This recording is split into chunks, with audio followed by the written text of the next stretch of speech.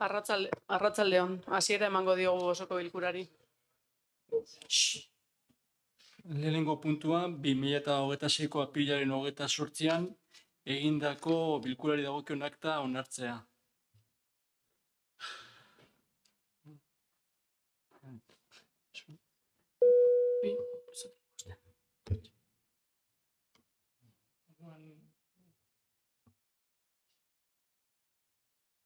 Aktaren aldeko botoak, hau batez.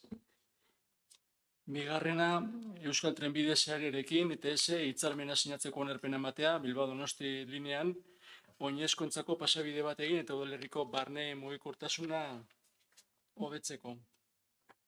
Mendokago lurralde batzordean informatzailearen irizpena eta osokoari proposatzen zaizkion akordioak honakoak dira. Lehenengoa, Euskal Trenbide Sarearekin ETS hitzarmen bat sinatzeko onarpena ematea, lankidetzaren araubidea sartzeko eta hartara Bilbao Donostia linearen gainean oinezkoentzako pasabidea egin eta Toletxe kalea eta Urruzuneko parkea lotzeko eta halaber etorkizunean, hau da, obra bukatu ostean pasabidea mantentzeko baldintzak ezartzeko. Bigarrena, alkate Andreari, eroaren ordezkoa izango den alkate ordeari, eskumena ematea udalaren izenean eta ordezkaritzan, adestiko hitzarmena sinatzeko, eta hirugarrena, Euskal Trenbide Sareari eta eseri akordio honi buruzko egiaztagiria bialtzea. Zerbait komentatu nahi duzue? Mariana Itziber, zuria gaitza.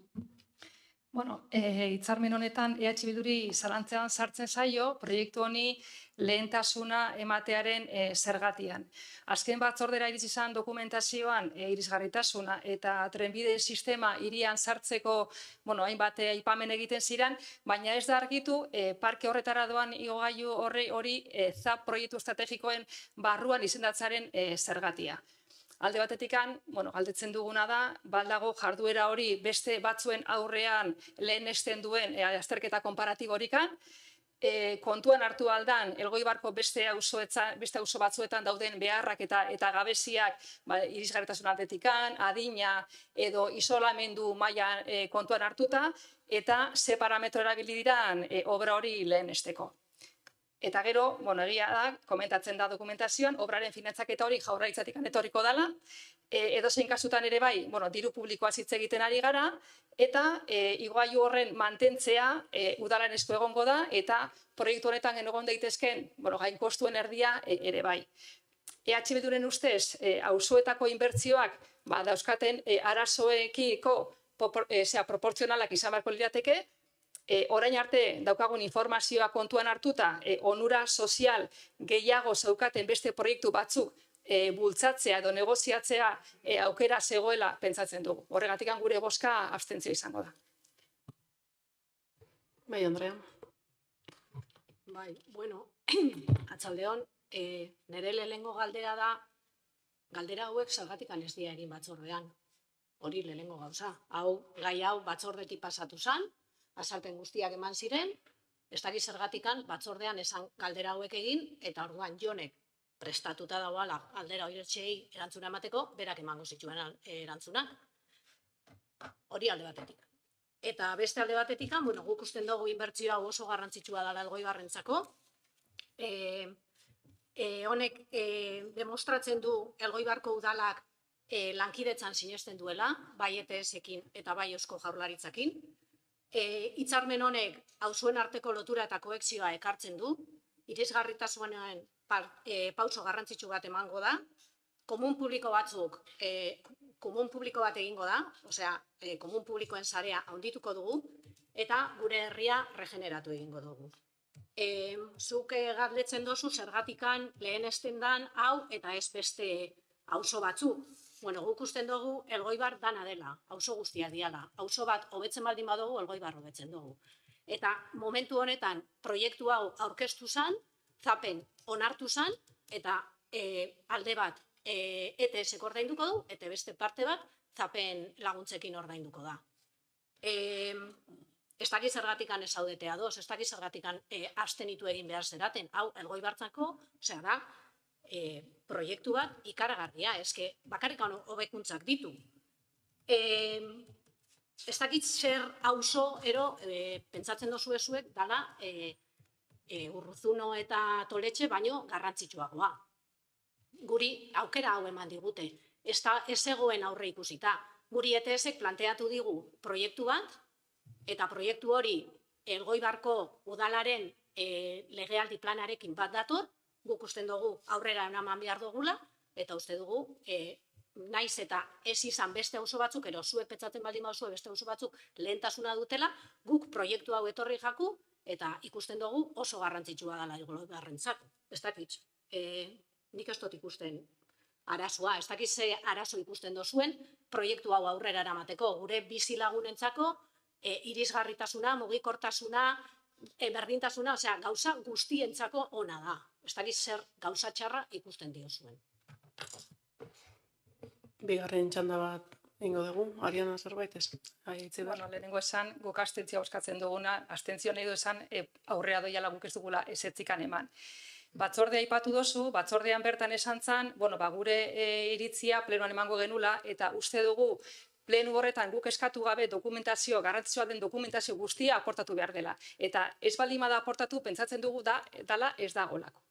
Guk ez dugu esaten ez danikan jarri behar bide bat zea Urruzunoko baratzera junbeharrikan. Beste gauza bada esatea zein da lehentasuna. Herri honetan zeintzu dira lehentasuna. Hori da gabiltza esaten. Eta Eusko Jaurlaritzatik dirua iristen dela, ondo dago, baina ez da nahikoa hartutako erabakia justifikatzeko, eta komun bat jartzea ere, alde batetik ez da Eusko Jaurlaritzaren eskumena, eta ez da nahikoa proiektu horren lehentasuna ere azaltzeko. Diru publikoa ari geranean, izan udaleko diru publikoa, edo Jaurlaritzatik datorren diru publikoa beti ere zorroztasun handiz hitz egin behar dugu, ze azkenian gastatzeko orduan ere bai zorotz eta ondo gastatu behar da diru hori, eta orain momentu honetan ari gera 2 milioiko obra batetaz. Badaude beste proiektu batzuk aipatu ditu, zein da lehentasuna? Badakigu adibidez Altzolan, N624 gurutzatzeko pasabide batetan daudiltzala urteak eskatzen daude pasealeko, pasabide hori, gailu hori. Eta hori gainera apoan ere badator. Badakigu adibidez Santa Clara ere bai, igogailu edo pasarela bat eskatzen ari direla. Dakigu gainera, saiomentoko auzotarrak ere bai, ur proiektua garatzeko zai daude. Osea, bere egunean onartu zen proiektua eta finantzazio nahikorik etzegoelako, bertan bera utzi da proiektu orduan. Zer da lehentasuna? Uste dugu, lehendik aurretikan aurreikusita zeuden proiektu horiek edo herritarrak esaten zuten lehentasunekoak ziren proiektu horiek. Hori da guk eskatzen duguna. Eta kontua da, zergatikan izendatu da proiektu hori Toletxetikan zea Urruzuno baratzoietara edo parke horretara proiektu estrategiko bezala. Mugikortasun, izgartasun beste arazo nabarmenak dauden beste auzoen aurrean. Hori da gure galdera, eta hori da eskatzen dugun dokumentazio momentuz ezaigun aurkeztu. Eta baldin badaukazu dokumentazio hori orain, guk ez daukagu arazorikan datorren astean ikustera joateko edo aurkezten baldin bazu primeran. Esaten duguna da momentuz ez daukagula horri buruzko informaziorikan. Ez kontra gaudenikan, baizik eta gure bozka abstentzioa da, hain zuzen horregatikan, informazio faltagatikan. Eta guk eskatu gabe nik uste dut informazio ere eman behar zitzaigula. Beraz, arazoa hori dutela planteatzen duguna, informazio alde batetik behar dugula informazio gehiago, eta daukagun informazioan arabera esan dezakeguna da gure bozka abstentzioa dela, eta ez gaude esaten proiektu horren kontra gaudenikan, baina bai beste lehentasun batzuk aztertu dien ere ez. Eta hor da gure zalantza eta gure kezka, hor jartzen du, hain zuzen. Bai, Andrea. Bueno, gauzia da lehentasuna gobernatzen dauanak erabakitzen ditu. Eta guk ez dugu esaten bestiak ez ditugula egingo. Orain momentuan aukera izan dugu proiektu hau aurkeztu digute, proiektu hau ETS-ek erabaki deu pasarela bat egitea trenbideen gainetikan, eta beraiekin jarri gera, hitzarmen bat idatzi dugu bion artean, eta beraiek ados egon dira guk eskatutakoa gehitzeko. Pasarela bat egin behar zan hasieran, baina azkenian gu beraiekin jarritan beste gauza batzuk ere bai egingo ditugu. Eta komunaren adibidez, komun sarea beti dago mai gainean, beti gaude esaten Elgoibarren komun publiko gehiago egon behar diala, aukera ikusi gendun auzo hartan komun bat egiteko. Eta horregatik sartu da. Nik besterik ez dakat. Boskatuko dugu. Proposamenaren aldeko botoak, Abstentzioak 10 alde eta 7 abstentzio.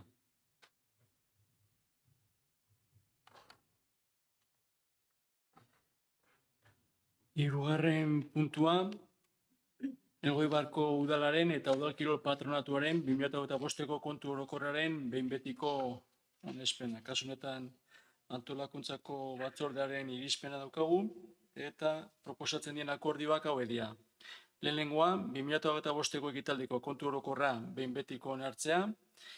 Bigarrena, aurrekontu egonkortasunari eta finantza iraunkortasunari buruzko apirilaren 27ko 2012 lege organikoan eta horrekin bat datozen gainerako arauetan ezarritakoa betez, onartutako edo baztertutako kontu orokorra eta kontu hori osatzen duten agiri guztiak Euskal Autonomia Erkidego kontu auzitegiaren fiskalizaziora bidaltzea eta ogasun ministerioari.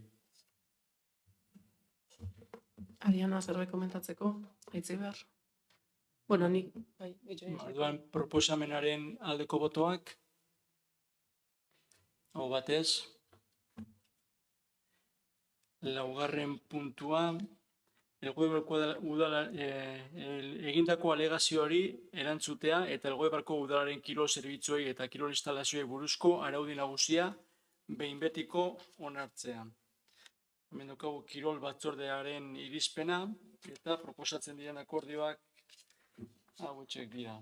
Lehenengoa, parzialki onestea, elkartu Gipuzkoako desgaitasun fisikoa duten personen federazio koordinatzaileak Elgoibarko kirol zerbitzu eta instalazioen erreglamendu orokorraren aurka egindako alegazioak erabaki honen azalpen zatian adierazitakoa oinarri hartuta. Lehenengo eta laugarren alegazioak baiezten dira, baita bigarren eta hirugarren alegazioak partzialki ere, azalpen zatian adierazitako baldintzetan. Bosgarren, seigarren eta zazpigarren alegazioak ezesten dira. Bigarrena, Elgoibarko kirol zerbitzu eta instalazioei buruzko arautegi orokorraren onarpena behin betiko egitea. Arautegi hori udalbatzak onartu zuen hasiera batean 2026ko otsailaren 24an egindako bilkuran eta onartutako alegazioetatik ateratzen dena gehitu zitzaion testuari. Hirugarrena, araudiaren testu osoak Gipuzkoako Albistegiari ofizialean argitaratzea, gardentasuna atarian ere argitaratzea, gardentasunaren eta gobernuaren legea egoki betetzeko. Zerbait komentatzeko da kasue? Aitziber? Bueno, legeak irisgarritasun unibertsalean pausoak emateko eskatzen digu. Momentuz egia da legeek gutxiengo batetara behartzen gaituela, baina arlo honetan gure herrian ditugun gabeziak handiak direla kontuan izan da, uste dugu udal bezala interpelatuta gaudela eta aurrera pauso batzuk eman behar ditugula gai honen inguruan. Irisgarritasun unibertsala eta gure kirol instalakuntzen arteko konparaketa horretan eskaintzen ditugun zerbitzuek konparatzerako orduan 3 atal nagusi edo 3 aldagai nagusi kontuan hartu beharko genituzke. Alde batetikan baldintza teknikoak, hau da, legeak esartzen dizkigun gutxiengoak zeintzu diren, neurriak, espazioak, rampa baten malda, gehiengo malda zenbatekoa izan behar den, edo adibidez gradetara iristeko aukera bermatzea, eta hori lehenengo aldetikan, gero bigarren aldean egon litzateke laguntza teknikoa, hau da, edozein pertsona kirolara egitera dijoanean, instalakuntza horietan dauden baliabide teknikoak. Adibidez, izan sistema hidraulikoak, izan polipastoa, igogailuak eta bar. Eta gero hirugarren bat egongo litzateke laguntza pertsonalan atala. Eta adibidez, arreta berezi bat behar duten erabiltzaileen kasuan laguntza espezializatua bermatzea. Formakuntza berezi bat eskatzen duena ere bai, eta atal honetan bai dauzkagu gabezi nabarmenak. Aipatutako 3 aldagai horiek, partzialki garatzeak edo irisgarritasun neurri batzuk bakarrikan ezartzeak ez da nahikoa, guk uste dugu 3 atal horiek batera landu beharko genituzkela, eta elkarteak aurkezten dituen alegazioak hain zuzen ere 3. atal horietan zentratzen du bere muina. Zen eta desgaitasuna daukaten pertsonek igerilekua edo kirola egiten hasi aurretikan eta bai ondoren behar berezi batzuk dituzte eta laguntza behar dute bai aldageletan edo bai dutxetan eta bar. Kasu bakoitzan egokitutako laguntza berezia, kasu bakoitzan desberdina da eta laguntza berezia behar dute. Gehienetan, bereien senideak izaten dira laguntza eskaintzen dietenak, baina beti ez da posible izaten. Eta kasu batzutan hori ere, ez daukatelako aukerarikan. Orduan, formakuntza berezia daukaten pertsonala izatea beharrezko ikusten dugu kasu hauetarako. sorosleak laguntza ematen dute, baina igerileku barruan. Eta egokitutako kurtsoak eman ditzakegu, baina aipatutako momentu horietan ez daukagu laguntza hori eskainiko duen inor. Beraz, laguntza berezi hori ez esateagatik gure kirol instalakuntzetan kirola egitera joaten ez diren erabiltzaileak egon daudela badakigu. Beraz, elkartu egiten dituen alegazioa justifikatuta daude? Guk uste dugu baietz. Aldiz, alegazio gehientsuenei ezetza ematen zaie. Beraz, irisgarritasun unibertsalen inguruan obligazio legalikan ez izateak ezin da izan aitzakia bat erabiltzaile guztiek beraien autonomia eta beraien eskubideak bermatzeko orduan edo aurrera egiteko orduan. Eta udal bezala guk uste dugu behar diren baliabide guztiak ezarri behar ditugula, erabiltzaile guztiek kirola egiteko aukerak errazteko eta ahalik eta autonomoenak izateko. Bai, Andrea. Udal honetan guztiz bat ados gagoz kirol zerbitzuak gero eta inklusiboagoak, irisgarriagoak eta erabiltzaileen aniztasunera egokituak izan behar direla. Ildo horretako jarduerak zehatzak garatzen ari dira gure kirol instalakuntzetan, igerik eta egokituko programak, eskola kirola egokitua, kanpaina espezifikoak, eta hobekuntza progresiboak ematen ari gera irisgarritasunean eta azpiegituretan. Hala ere, elkartuk egiten dituen alegazioetan, alegazio hori erantzutenez, txostenak zintzotasunez jaso eta saltzen ditu gurea bezalako tokiko administrazio batek dituen antolaketa eta aurrekontu mugatuak. Eta uste dugu garrantzitsua dela zorroztasunez eta errealitatez jokatzea. Helburua partekatzen dugu elkarrekin, baina horrek ez du esan nahi alegazio guztiak automatikauki onartu behar izan behar direla. Proposamen batzuek eskatzen dute hainbat kasutan laguntza pertsonal individualizatuak. Langile espezifikoen etengabeko presentzia eta baliabide teknikoak bermatu beharko direla egoera eta zerbitzu guztietan. Udalaren antolaketa ahalmena eta ahalmen ekonomikoa gainditu ditzakete eskaera hauek. Batez ere, ohiko jardueretan eta parte hartze volumen handiko jardueretan. Horregatik, udalak irisgarritasun unibertsalaren printzipioetan eta arrazoizko doikuntzaren oinarritutako ikuspegia planteatzen du. Eta indarrean dagoen araudia esartzen duen bezala, pixkanaka aurrera egingo dugu, zerbitzuak eta instalazioak egokitzen, bidegarria denean, eta hobetzen jarraitzea, kudeak eta eraginkor, iraunkor eta errealista batetik. Nabarmendu nahi dugu gure udalak konpromisoa ez dela hemen hau horrela lagatzea, osea, araudi honekin amaitzea.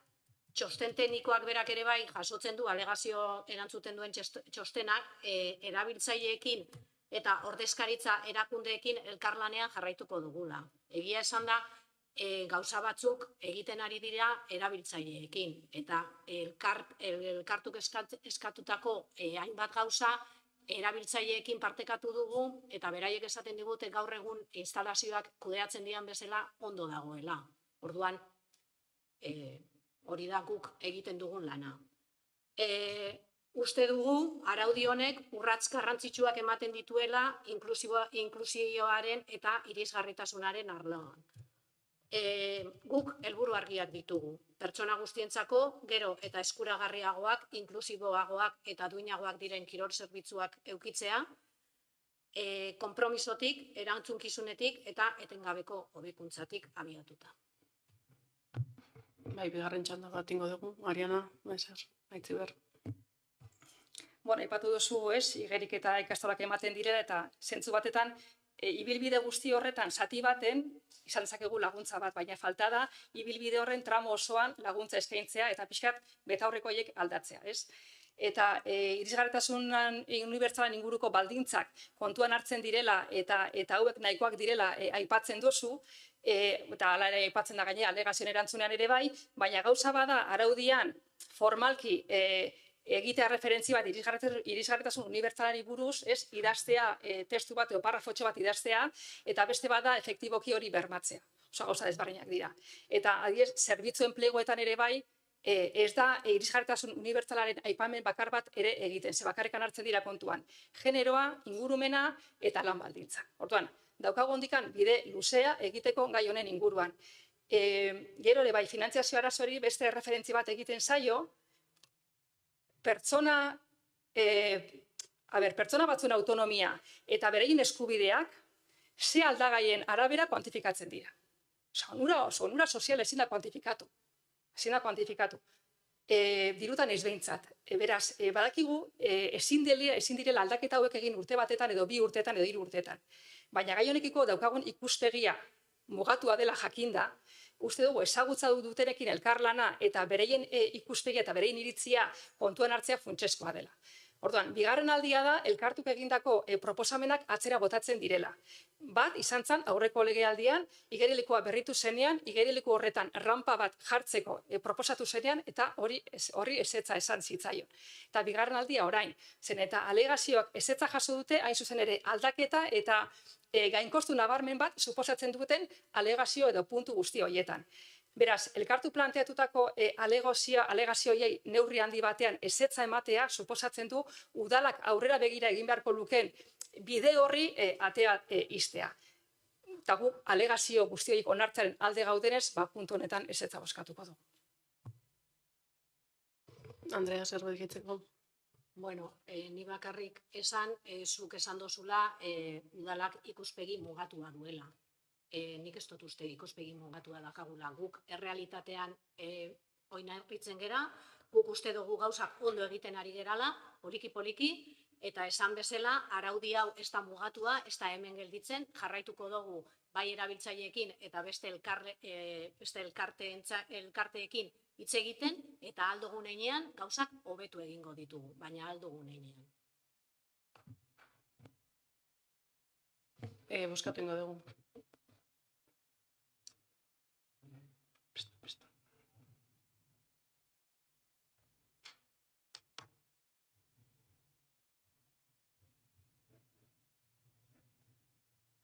Orduan, proposamenaren aldeko botoak, kontra, 7 alde eta 7 kontra.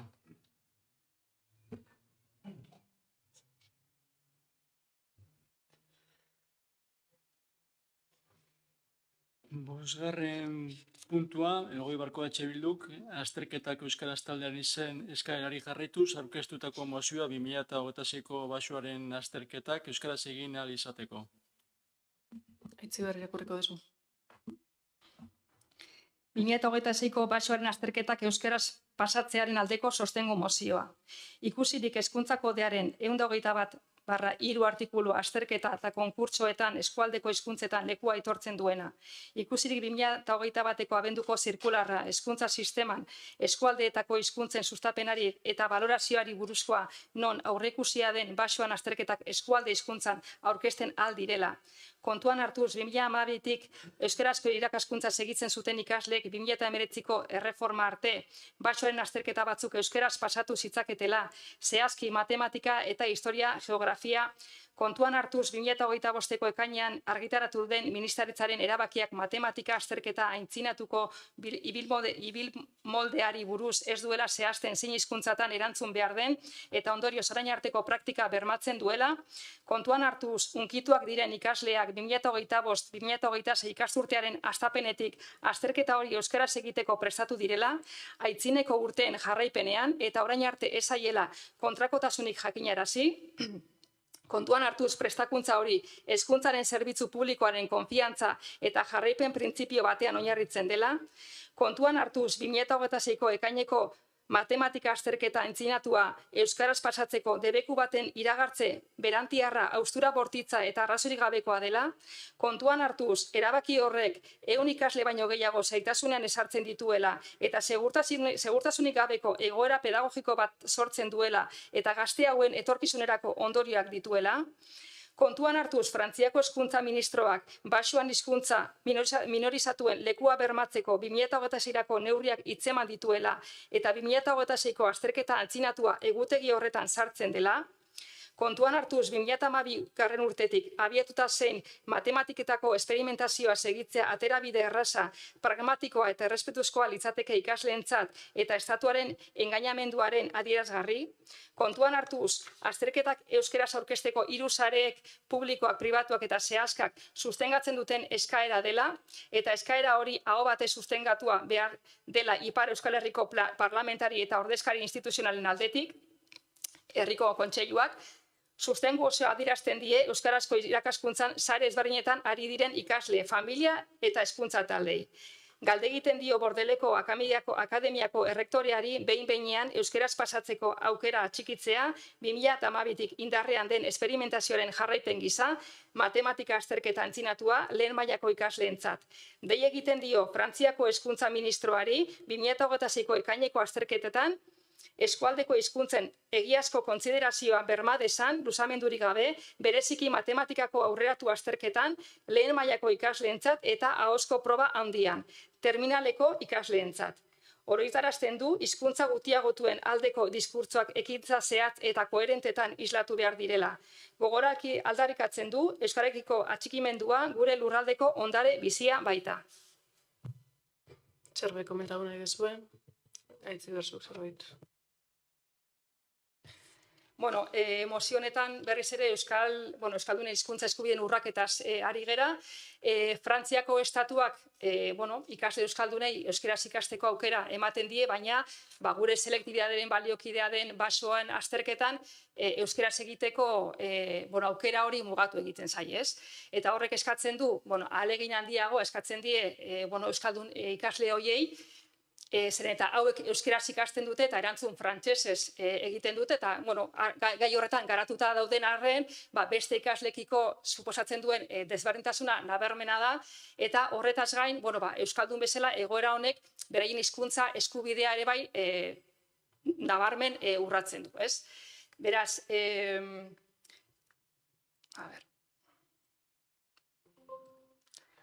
ezin dugu ahaztu ondikan euskera iparraldean ondikan ez dela ofiziala.